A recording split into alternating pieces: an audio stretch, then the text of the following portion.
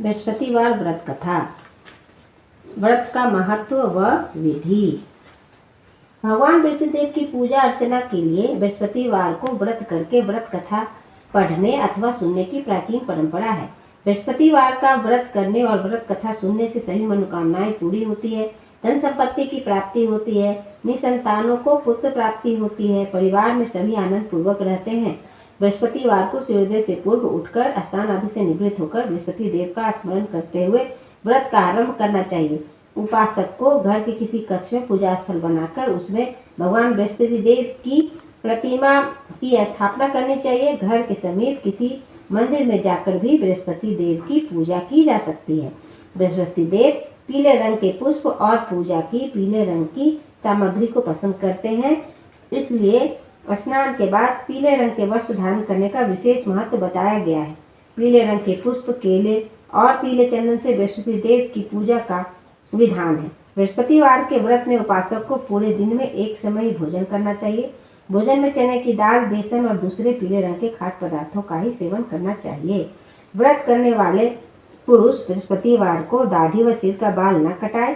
पूजा के समय बृहस्पति देव से जो मनोकामना प्रकट की जाती है वे उसे अवश्य पूरा करते हैं। बृहस्पतिवार व्रत कथा। प्राचीन समय में आर्यावर्त में दिग्विजय नामक एक राजा था। वह अपनी प्रजा के सुख दुख का बहुत ध्यान रखता था। राजा प्रतिदिन बृहस्पति देव की पूजा करने के लिए मंदिर में जाता था। प्रत्येक बृहस्पतिवार को राजा बृहस्पति देव का व्रत रखता था। बृहस्पति देव की पूजा अर्चना के बाद व्रत कथा सुनकर राजा एक समय भोजन करता था, लेकिन उसकी रानी को यह सब पसंद नहीं था। राजा ने उसे अनेक बार समझाया था, लेकिन उसने अपना व्यवहार बिल्कुल नहीं बदला। रानी कभी किसी निर्धन को अन्न, वस्त्र आदि का दान न स्वयं करती थी और न राजा को करने देती थी। एक बार जंगल के कुछ हिंसक जानवरों ने नगर में घुसकर निरीह लोगों को मारना शुरू कर दिया। प्रजा के लोगों ने जब राजा दिग्विजय से जंगली जानवरों के उत्पात की शिकायत की तो वह स्वयं उसकी शिकायत के लिए गया। इधर रानी महल में आनंद से झूला झूल रही थी। उस दिन बृहस्पति देव निर्धन भिक्षुक के रूप में महल के द्वार पर पहुंचे और रानी से भिक्षा मांगी तो वह क्रोध मिश्रित स्वर में बोली, हे भिक्षुक, सुबह से भिक्षा देते देते मैं परेशान हो गई हूँ। लोगों को दान देने के लिए तो मेरे पति ही बहुत है। वे हर समय भिक्षुकों को अन्न, वस्त्र तथा धन दान करते रहते हैं। उनके इस तरह दान देने से तो मैं बहुत तंग आ चुकी हूँ। इससे तो अच्छा है कि सारा धन समाप्त हो जाए ताकि हम प्रतिदिन दान देने के कष्ट से मुक्त होकर चैन की सांस ले सकें। रानी की बात सुनकर बृहस्पति देव मन ही मन मुस्कुराते हुए बोले, हे रानी, भगवान तुम्हारी यह मनोकामना अवश्य पूरी करेंगे। तुम इस समस्या से छुटकारा पाना चाहती हो तो बृहस्पतिवार को सुबह सूर्योदय से पूर्व मत उठना। जब सूर्य की तेज धूप तुम्हारे बिस्तर पर पहुंच जाए तभी उठना। फिर सारे महल को गोबर से लीप कर सिर से पांव तक स्नान करना। अपने लंबे बालों को अवश्य धोना। राजा से कहना कि वह बृहस्पतिवार को हजामत अवश्य बनवाए। राजा को भोजन में मांस, मदिरा आदि देना। निरंतर 7 बृहस्पतिवार तक ऐसा करने से तुम्हें धन की मुसीबत से अवश्य मुक्ति मिल जाएगी। इतना कहकर भिक्षुक रूपी बृहस्पति देव कुछ दूर चलकर अंतर्ध्यान हो गए। रानी अपने पति के दान देने की आदत से बहुत परेशान हो चुकी थी, इसलिए कुछ सोचकर उसने परेशानी से मुक्ति पाने के लिए भिक्षुक की बताई बातों का पालन करने का निश्चय किया। राजा ने रानी को ऐसा न करने के लिए कहा, लेकिन रानी अपनी जिद पर अड़ी रही। उसने राजा को धमकी दी, यदि तुमने मेरे कथानुसार काम नहीं किया तो मैं महल छोड़कर चली जाऊंगी। विवश राजा को रानी की बात स्वीकार करनी ही पड़ी। 3 बृहस्पतिवार तक रानी ने सब कुछ भिक्षुक के बताए अनुसार ही किया, लेकिन चौथे बृहस्पतिवार को उसे कुछ करने की जरूरत ही नहीं पड़ी, क्योंकि तीसरे बृहस्पतिवार को ही सारा धन समाप्त हो गया था। राजा का अन्न भंडार खाली हो गया। दूसरों को अन्न, वस्त्र दान करने वाला राजा अन्न के अभाव में भूखा मरने लगा। उस समय राजा ने अपनी रानी से कहा, रानी, अब मैं इस नगर में नहीं रह सकता। यहाँ तो हम किसी से भिक्षा भी नहीं मांग सकते। लोग हमारा कितना अपमान करेंगे। मैं परदेश जा रहा हूँ, वहाँ कोई काम धंधा करूँगा, शायद हमारा भाग्य बदल जाए। रानी को महल में छोड़कर राजा धन कमाने के लिए परदेश चला गया। वहाँ उसने जंगल से लकड़ी काट कर लाने और नगर में बेचने का काम शुरू कर दिया। इधर रानी को कई दिन खाने को कुछ नहीं मिलता था। वह अपने अच्छे दिनों की याद करके आंसू बहाती रहती। एक दिन रानी ने भूख से परेशान होकर अपनी दासी से कहा, दासी, समीप के नगर में मेरी एक बहन रहती है, वो बहुत धनवान है। तू उसके पास जाकर 5 सेर अनाज लिया। उस अनाज से कुछ दिन तो पेट भरेगा, उसके बाद कहीं मेहनत मजदूरी करके काम चलाएंगे। रानी की बात सुनकर दासी चल पड़ी। जब दासी रानी की बहन के पास पहुंची तो वह बृहस्पति देव की पूजा अर्चना कर रही थी। दासी ने 5 सेर अनाज मांगा, लेकिन पूजा में व्यस्त बहन ने उसकी बात पर ध्यान नहीं दिया। दासी कुछ देर वहां बैठकर खाली हाथ महल में लौट आई। उसने रानी से आकर कहा, हे रानी, तुम्हारी बहन अभिमानी है। अधिक धन होने के कारण वह किसी की बात नहीं सुनती। मेरी बात का भी उसने कोई उत्तर नहीं दिया, बस पूजा पाठ करती रही। आखिर मुझे खाली हाथ ही लौटना पड़ा। रानी ने उदास मन से कहा, दासी, जब बुरे दिन आते हैं तो कोई सहायता नहीं करता, अपने भी मुंह मोड़ लेते हैं। यह सब हमारे भाग्य का दोष है। उधर पूजा पाठ के बाद रानी की बहन ने जब दासी की ओर देखा तो वह वहां से जा चुकी थी। बहन ने सोचा, अवश्य मेरी बहन पर कोई विपत्ति आ पड़ी है, तभी तो उसने दासी को भेजकर 5 सेर अनाज मंगाया है। यह सोचकर वह घोड़ा गाड़ी में सवार हो रानी से मिलने के लिए चल पड़ी। रानी के महल में पहुंचकर उसने कहा, बहन, मुझे क्षमा करना। जब तुम्हारी दासी आई थी उस समय मैं बृहस्पति देव की पूजा कर रही थी और पूरी व्रत कथा सुने बिना उठ नहीं सकती थी। विष्णु भगवान का पूजन समाप्त करके जब मैं उठी तो दासी वहां से लौट आई थी। रानी ने बहन को सारी दुख भरी कहानी सुनाकर कहा, मैंने दासी को 5 सेर अनाज लाने के लिए भेजा था। बहन ने रानी की कहानी सुनकर कहा, बहन, मैं बृहस्पतिवार का व्रत करके बृहस्पति देव की पूजा करती हूँ, वे सबका कल्याण करते हैं। तुम भी बृहस्पति देव का स्मरण करके अपने महल में किसी कक्ष में जाकर देखो, शायद कहीं अनाज रखा मिल जाए। बहन की बात सुनकर रानी ने मन में सोचा, उसकी धनवान बहन अवश्य ही उससे उपहास कर रही है। लेकिन भगवान बृहस्पति देव का नाम लेकर वह महल के एक कक्ष में गई। उस कक्ष में एक घड़ा रखा था। रानी ने उसमें हाथ डालकर टटोला तो सचमुच उस घड़े में अनाज भरा हुआ था। रानी बहुत हैरान हुई। उसने अपनी बहन से कहा, बहन, मुझे भी बृहस्पति देव के व्रत की विधि बताओ, अब मैं भी उनका व्रत किया करूंगी। तब बहन ने उसे बताया, रानी बहन, बृहस्पतिवार को सूर्योदय से पूर्व उठकर स्नान करके बृहस्पतिवार का व्रत करना चाहिए, लेकिन उस दिन सिर नहीं धोना चाहिए। चने की दाल, मुनक्का या किशमिश लेकर केले के वृक्ष के पास जाकर उसकी जड़ में बृहस्पति देव की पूजा करनी चाहिए। घी का दीपक जलाकर रखना चाहिए। उस दिन एक समय भोजन करें। भोजन में चने का आटा और पीले खाद्य पदार्थ ही ग्रहण करें। बृहस्पतिवार का व्रत करने से घर में धन संपत्ति की वर्षा होती है, अनाज से भंडार भर जाते हैं। इस व्रत को विधिवत करने से निसंतान को पुत्र की प्राप्ति होती है। बहन के वचन सुनकर रानी ने तुरंत ही बृहस्पति देव के व्रत करने का निश्चय कर लिया। 7वें दिन जब बृहस्पतिवार आया तो रानी ने बृहस्पतिवार का व्रत किया। कहीं से मांगकर उसने चने और गुड़ का प्रबंध किया। चने की दाल से केले की जड़ में विष्णु भगवान का पूजन किया और घी का दीपक जलाकर बृहस्पति देव की पूजा की। रानी भगवान विष्णु के भोग के लिए पीले अन्न का कहीं से प्रबंध नहीं कर सकी, अतः वह मन ही मन सो परेशान होने लगी। इधर बृहस्पतिदेव रानी के विधिवत व्रत करने के निर्णय से बहुत प्रसन्न हुए, अतः वह अपना रूप परिवर्तित करके 2 थाली में पीला भोजन लेकर रानी के घर पहुंचकर बोले, हे दासी, मैं तुम्हारी रानी के लिए व्रत का पीला भोजन लाया हूँ। भोजन देकर वह चले गए। दासी ने रानी से बृहस्पति देव को भोग लगाकर उसे भोजन करने के लिए कहा। रानी को कुछ पता नहीं था। वह दासी से बोली, दासी, क्यों निर्धनता में मेरा उपहास करती है? तब दासी ने कहा, अभी अभी कोई आदमी मुझे 2 थाली पीला भोजन देकर गया है। वेशभूषा से तो वो मुझे कोई पुजारी जान पड़ता था। रानी ने बृहस्पति देव का भोग लगाया, फिर दासी के साथ बैठकर भोजन किया। रानी प्रत्येक बृहस्पतिवार को विधिवत व्रत करके बृहस्पति देव की पूजा करने लगी।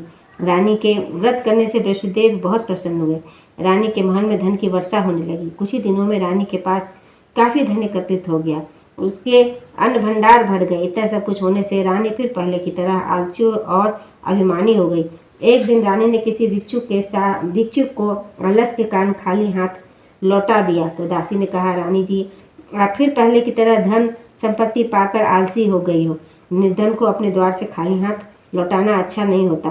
बृहस्पतिदेव की अनुकंपा से हमें अत्यधिक धन और अन्न मिला है, इसलिए आलस छोड़कर हमें निर्धनों को दिल खोलकर दान देना चाहिए।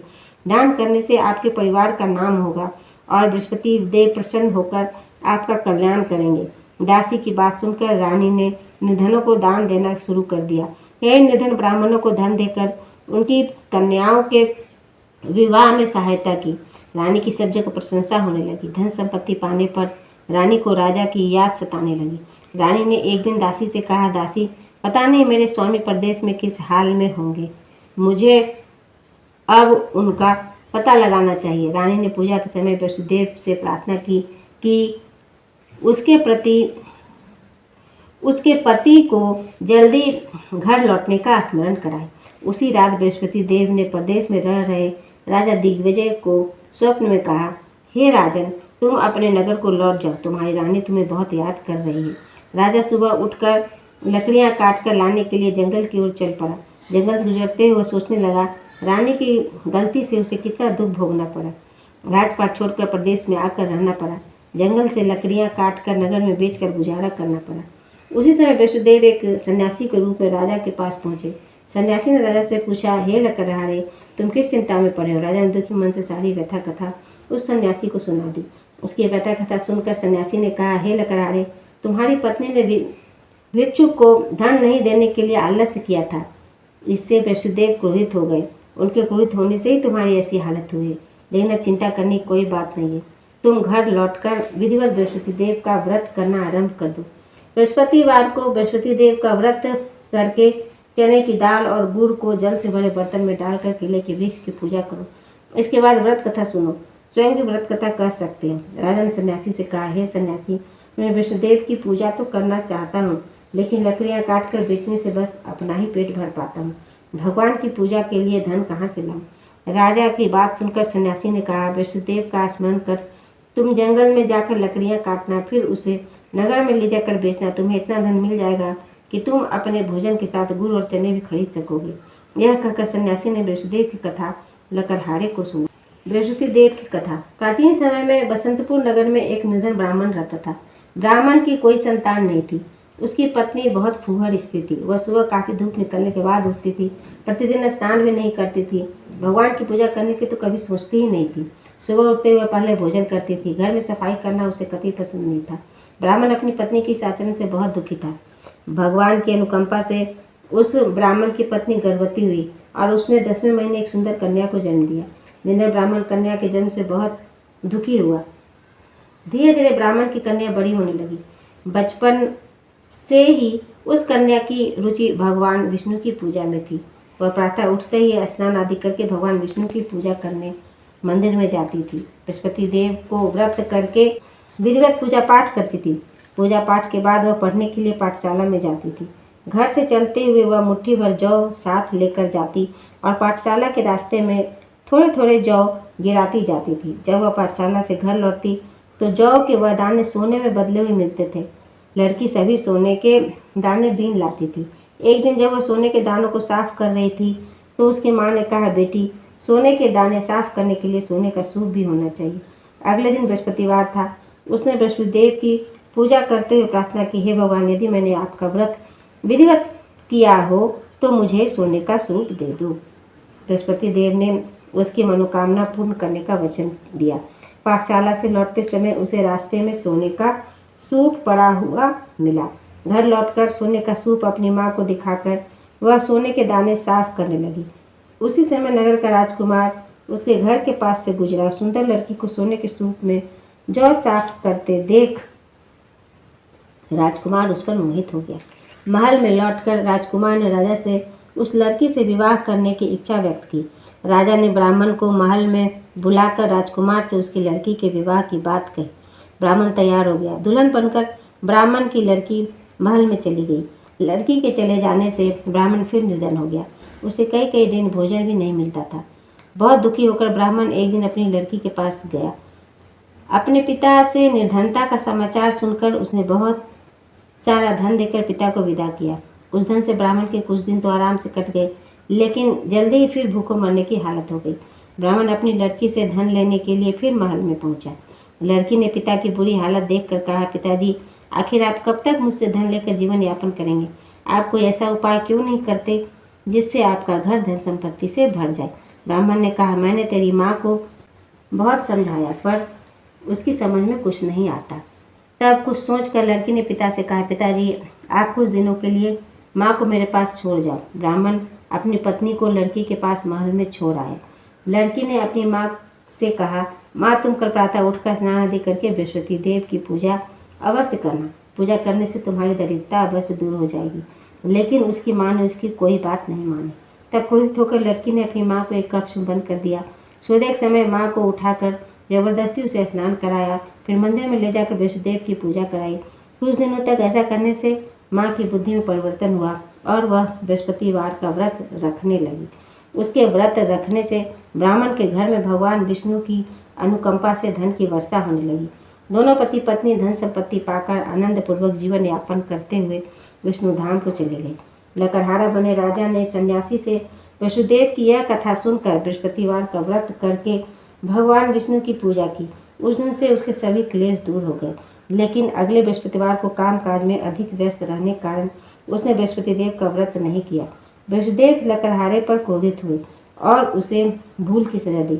उस दिन नगर के राजा ने नगर में घोषणा करके सबको सूचित किया, प्रत्येक नागरिक मेरे महल में भोजन करने आए।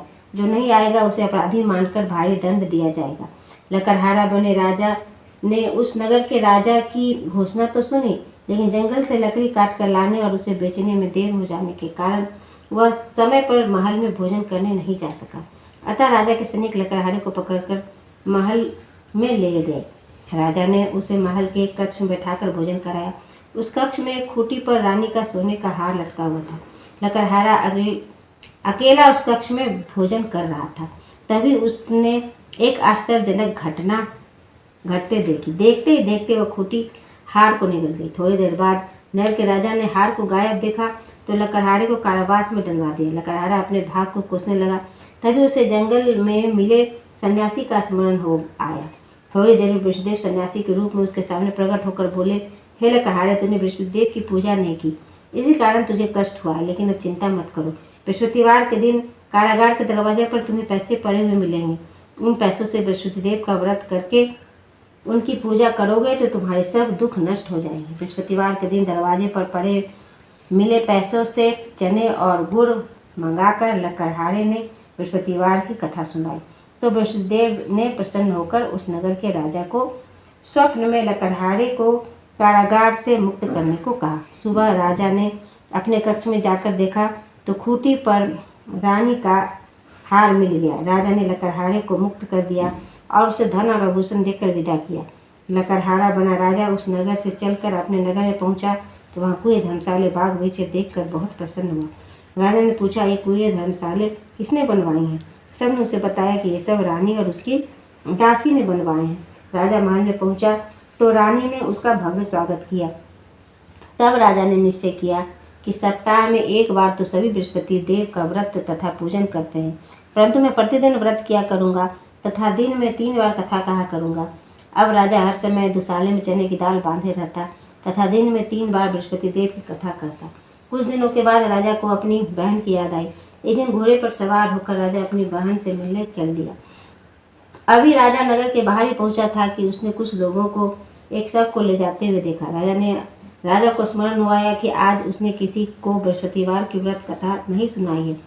राजा ने उन लोगों को रोक कर कहा, भाइयों, आप सबको ले जाने से पहले मुझसे बृहस्पतिवार की कथा सुन लें। लोगों ने राजा पर क्रोधित हुए कहा, तुम पागल तो नहीं हो गए? लेकिन कुछ बूढ़े लोगों ने कहा, अच्छा भाई, साथ चलते चलते तुम अपनी कथा सुना लो। राजा ने चलते हुए आधी कथा सुनाई थी कि सब हिलने लगा। राजा की पूरी कथा सुनाते ही सब उठकर बैठ गया। लोगों ने हैरानी से दांतों तले उंगलियां दबाई और अगले बृहस्पतिवार से भगवान बृहस्पति देव का व्रत करने का वह कथा सुनने का निश्चय कर लिया।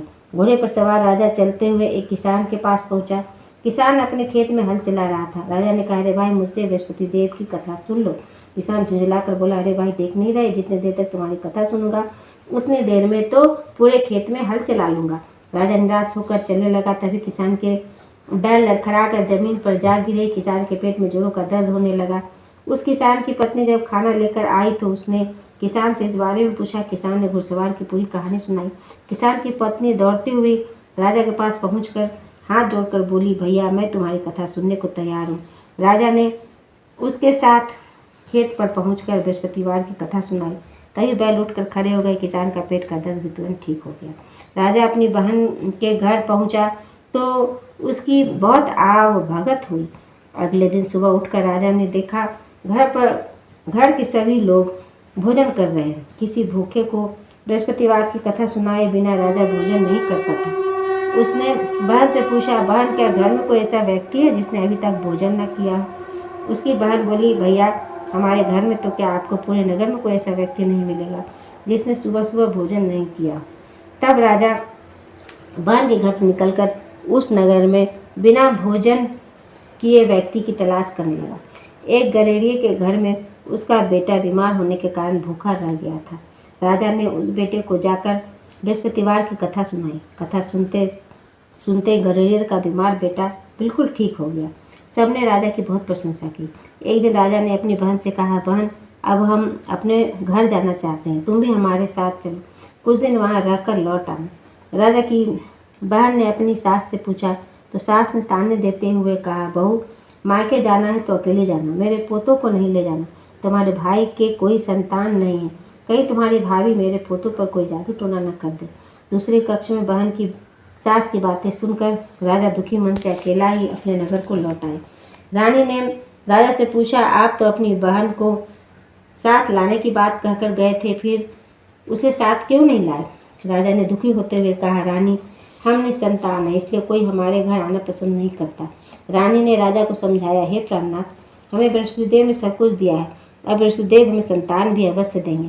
बृहस्पतिवार को विधिवत व्रत करते हुए राजा रानी ने बृहस्पतिदेव से संतान के लिए प्रार्थना की। कुछ दिनों के बाद उन्होंने स्वप्न में दर्शन देते हुए कहा, हे राजन तेरी मनोकामना पूरी होगी। एक सप्ताह बाद ही रानी गर्भवती हो गई। 10वें महीने रानी ने एक सुंदर पुत्र को जन्म दिया। राजा रानी जीवन पर्यंत बृहस्पतिवार का व्रत करते रहे। उनके घर में धन की वर्षा होती रही। आनंद पूर्वक जीवन यापन करते हुए राजा रानी बृहस्पतिदेव की अनुकंपा से मोक्ष को प्राप्त करके सीधे वैकुंठ धाम पहुंच गए।